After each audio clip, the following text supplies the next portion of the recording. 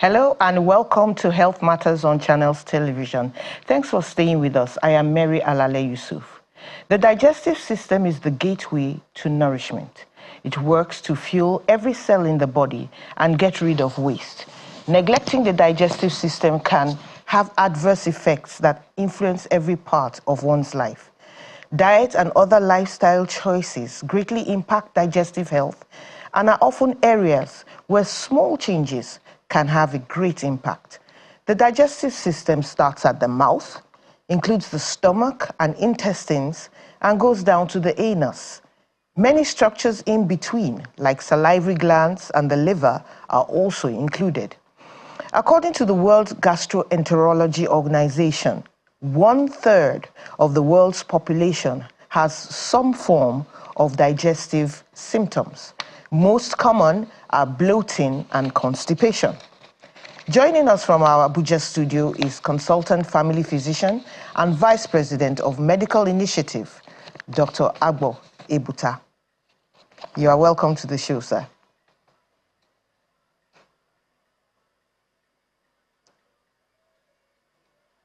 If you can hear me, what are the characteristics of a healthy digestive system?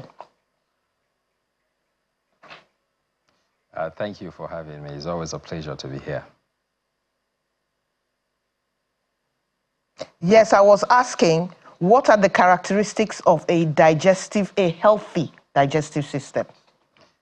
Well, as you pointed out, the digestive system is a fantastic system, 9-meter system extending.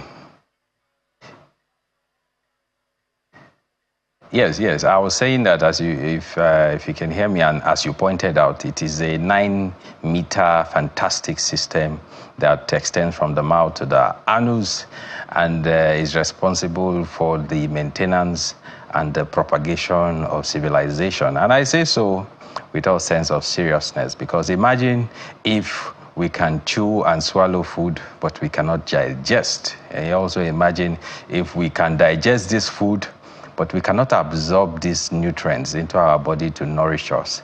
And imagine that even if after digesting and absorbing these nutrients, essential nutrients important for life and survival, the waste, the fecal matter accumulates and we cannot expel this fecal matter. This fecal matter will accumulate, 9 billion people will be bloated, and that would grind civilization to a stop. So in a nutshell, we have looked at what the functions are, the direct functions, which obviously are to digest food, to acquire and digest food, break down complex molecules to absorbable structures, and ensuring that these molecules nourish the body. Apart from the key function, which is to break down food molecules, carbohydrate, proteins, and the rest, and fat, to the submolecules that are easy for absorption. The whole gut is a microflora of multiple organisms that exist in mutual balance. These organisms in the stomach, or rather in the intestines, are important for the production of some essential vitamins. It will surprise you. Things like vitamin K, which is also important for the regulation of bleeding, coagulation, and all of that, and without which we would find ourselves bleeding uncontrollably.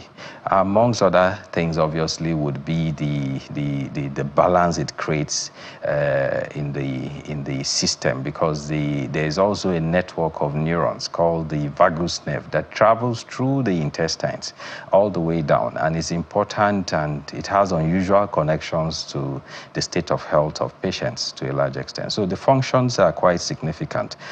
Acquire food, chew it up, digest it, absorb it, and then eliminate this food. Apart from that, the digestive system is also intrinsically and intricately involved in the release of some essential hormones, which are important for multiple functions in the body. The appendages of the digestive system, just like the pancreas, for example, has both endocrine hormones and exocrine hormones. These are very important for absorption, and the endocrine hormones, like insulin, it's very important too for the regulation of blood glucose, and is at the center of the disease called diabetes mellitus. The pancreas, on the other would hand, have thought? or the liver, on the other hand, also contributes about 15 to 20% of the endogenously produced erythropoietin. So erythropoietin is a hormone that is also important for cell maturation, especially this red cell line. So it is responsible and contributes significantly. Wow, that's a lot of work for just the alimentary canal. Who would have thought that so many things were involved in just the digestive system? But you know, in the beginning of your discourse, you mentioned 3 different problems from the mouth right down to the anus. You spoke about the food going in, problems with digesting the food, problems with excreting the fecal matter, and one other problem I don't quite recall now. But which of them is responsible for the bloating, which happens to be one of the most common problems in the digestive system?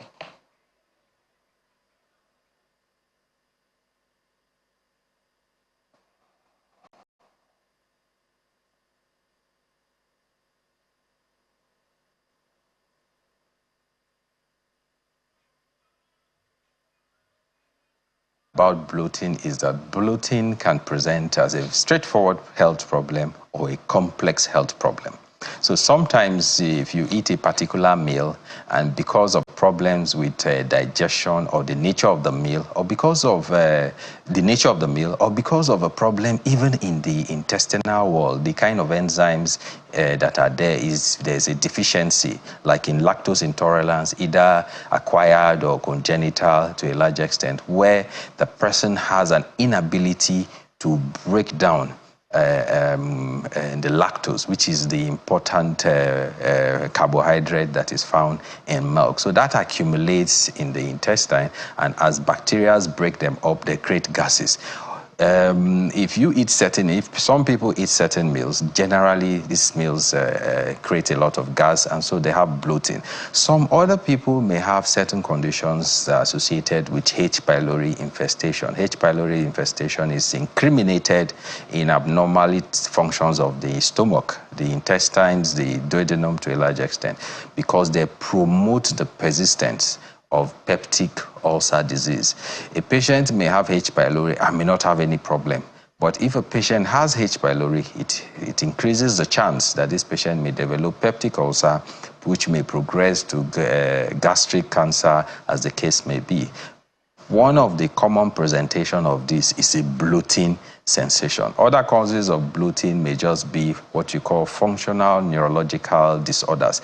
In such patients, you may investigate the patient and you really cannot find out what is the exact cause of the bloating. You just notice that this patient has that tendency to be bloated. Inflammatory bowel disease have also been implicated in bloating. Obstructive conditions like worm infestation have also been implicated in bloating. So bloating is basically a symptom.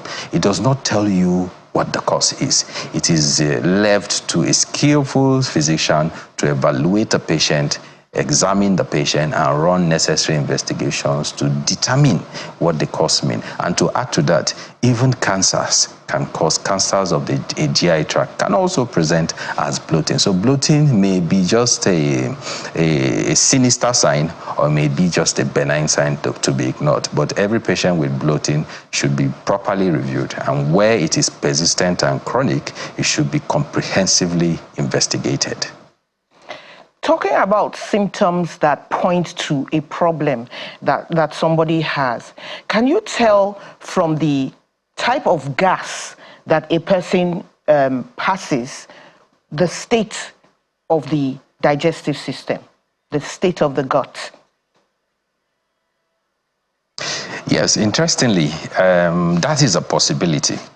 So if you are able to detect that a patient is passing what you call nitrogen ammonia-like gas, ammonia-like gas are usually the basis for the urease breath test because, for example, the H. pylori infestation of the stomach is involved in the breakdown of urea, which is present in the blood, but releasing ammonia, and ammonia comes out in the breath. And so most patients who have with significant H. pylori infestation will have an ammoniacal breath. So you have patients who have ulcer and they also complain that their breath is, to a large extent. Most of those patients have H. pylori infestation, and if you do a urease breath test or a H. pylori stool antigen screening, you may now determine that this patient has it, and once you treat and eradicate H. pylori, that is resolved.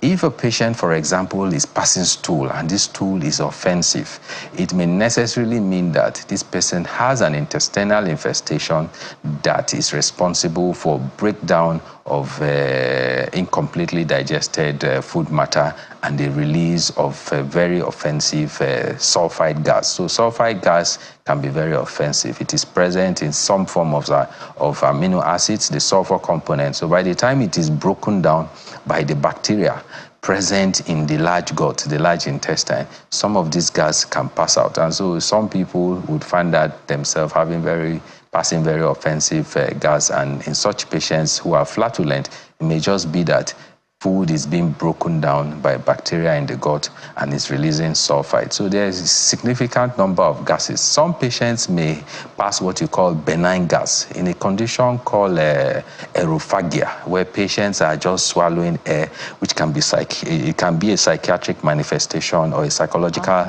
manifestation with a root cause relating to anxiety, where patients, because of anxiety, when you're anxious, you'll be swallowing saliva.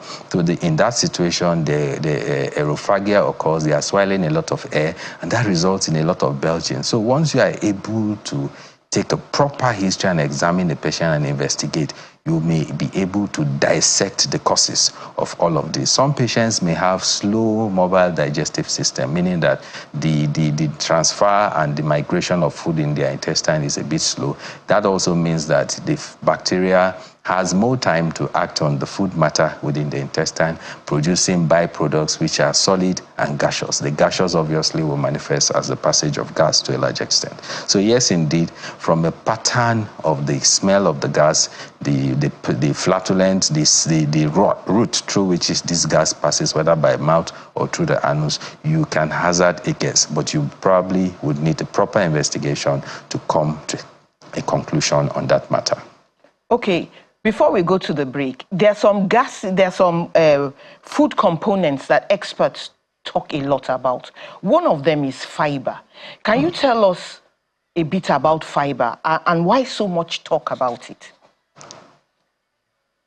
Fiber is so important that in the Western world, it is prescribed for patients, generally for good health. Fiber is so important that is a huge business, and the sale of fiber materials that people buy and ingest runs into billions in the American pharmaceutical business. Fiber is important because it aids the function of the digestive system because it contributes to bulk formation. Bulk formation means that fecal matter can come together and pass through, carrying away, absorbing toxic agents, carrying away some bacteria, and it aids the expulsion. Meaning that and then it also contributes to the reduction in the occurrence of constipation, because if you are not taking enough fiber, your fecal matter will be dense and congealed. That will create some issues when you try to pass it. But if you are taking a lot of fiber, the density will be significantly reduced, it will be softer, and it will be easier to expel. So fiber is critically important. and it should be prescribed for every Nigerian. Luckily for us, we don't need those prescriptions if we are taking enough fruits, vegetables in our meals, and some other food sources, but principally fruits and vegetables, garden egg, cucumbers, and some of those meals are very important as a fiber component to our meals, and it's super important for digestive health. We'll talk about some of those fruits and vegetables when we come back, but let's go on a short break now. Stay with us, we're going on a short break.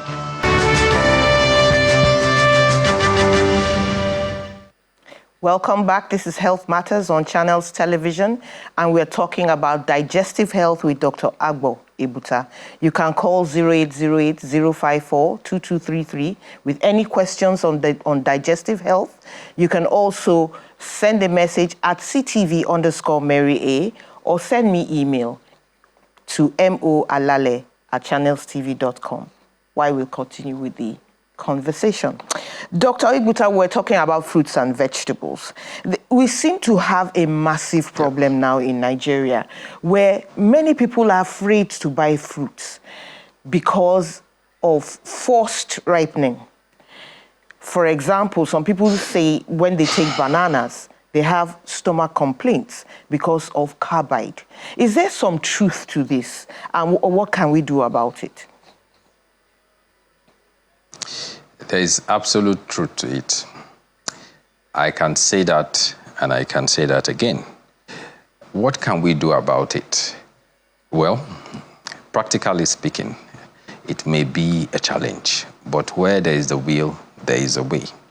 We can start regulating how people sell fruits. We can restrict the sale of fruits to areas like markets, where we have market unions who come on board with the idea, understanding the health implication. We all know what carbide does. It increases the risk of cancers way down the line, apart from the whole fact that they may cause some form of stomach discomfort to people with very sensitive stomachs to a large extent. So we cannot just allow it. I mean, in the Western climes, you do not have people engaging in this kind of activity randomly. So the public health team of the Federal Ministry of Health and other relevant agencies need to know that intervention is critical. We need to have a policy that is clear about how fruits, in a policy with a human face, and that is practical. We need to educate these people. Education, education, education. To a large extent, most of those fruits that are force-riped, if you allow them and give them time, they are going to get ripe at the end of the day, and it would not endanger anybody's health. So we need to educate the market women. We need to educate the people who are selling this thing. That is number one. Number two, we probably need to be able to direct to a large extent and focus or move these people to areas where they can be easily supervised, like market stalls, corner shops, and all of that. And then the public health team, we should be able to go and evolve a system that allows them to inspect this fruit with punitive measure and publicize these interventions, use the carrot and stick approach, encourage those people who are doing it the right way, and those people who are doing it the wrong way, come down hard on them to serve as a deterrent, because we cannot simply ignore it and just wishfully think that this thing would resolve and solve itself. To a large extent, yes, we can intervene, and that will be my recommendation. A clear policy on how fruits are being sold, how fruits, the platforms that fruits people or the public access fruits, and educate the people who sell these fruits about the implication. And to a large extent, that may be a starting point to a policy implementation that would create the kind of outcomes that we want. I see how that could work. But what do micronutrients do? And where can they be found? Because I've been told that micronutrients are super important. But what is a micronutrient? Okay, so a micronutrient is a nutrient that is required in very small amounts. So to a large extent, I need a lot of carbohydrate, protein, and fat to function. But I do not need as much in terms of quantity, zinc, magnesium, and the rest to function. So some of these nutrients that are not required in large amount, in contradistinction to macro meaning large, micro meaning small. So the macronutrients are the carbohydrate, protein, and the fatty acids, while the micronutrients are vitamin B, for example, ions like zinc, magnesium. Now, the importance of this is that they contribute to enzymatic processes. So what it means is that at the molecular level, enzymes are responsible for several processes. So conversion, carbohydrate doesn't just go into your body and to a large extent is used. It has to be what?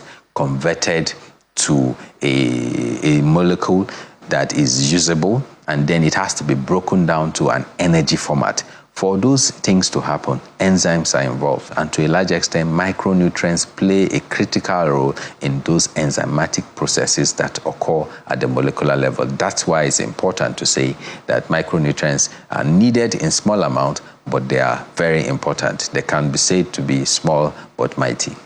Where do we get them? Do we get them in all types of food?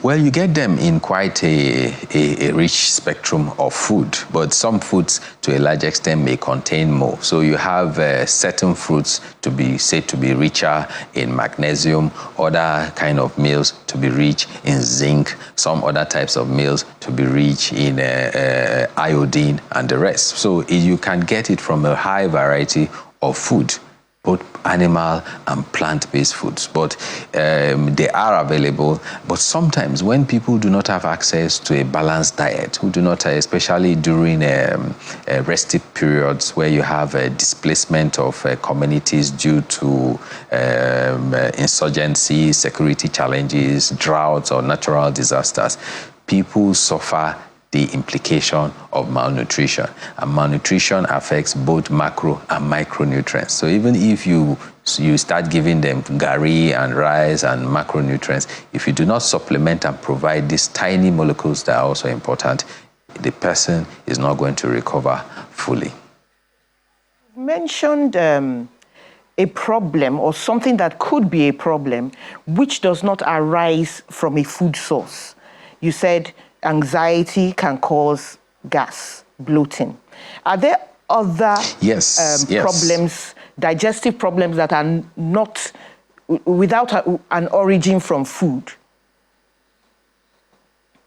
Yes, absolutely. There are quite a lot of digestive problems that may not originate from fruits. In fact, we look at digestive system problems. Some may be infestations, and some may be inflammations. Some may be abnormal growths. This may not be related to food, for example. Infestations with worms. In fact, neglected tropical diseases, a major part of it being worms and helminths, affect up to 20 to 50% of children under 12 years. This is a significant contribution to morbidity and mortality in some cases. So the infestation may just be worms infestation. Yes, ma'am. Sorry, I want to pause you and take a call from Henry in Yola. Hello, Henry. Yes. Hello, how are you? Yeah, I'm good afternoon. Yeah, you see, we in Nigerians, we don't take measures where it becomes. Hello, good afternoon. Good afternoon. You see, where the government should take a measure, or those people who are using a cupboard to make fruit gently.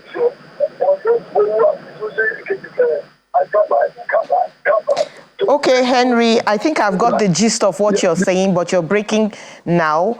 You're talking about carbide, and the doctor has addressed that. See, a lot of people are talking about carbide now, and I really think the government should do something about it. I hope they are listening. So, Dr. Ibuta, back to your explanation that you were giving us about problems that do not have a food origin. Yes, so one of them is infestation with worms. Another condition may just be abnormal growths, like cancers and tumors. Cancer is a major problem in the adult population. In fact, in Nigeria, it affects up to 8.4 persons per 100,000 of Nigerian adults, and the treatment is expensive and the outcomes are poor because to a large extent presentation is late. Other conditions that may also be associated with digestive problems that are not related is the consumption of bad water, infected water, polluted water, contaminated water. We know that our public works is not in the best of shape, so most people get water from different sources that are contaminated by fecal matter. So Nigeria has one of the highest incidents of salmonella infection, which is typhoid.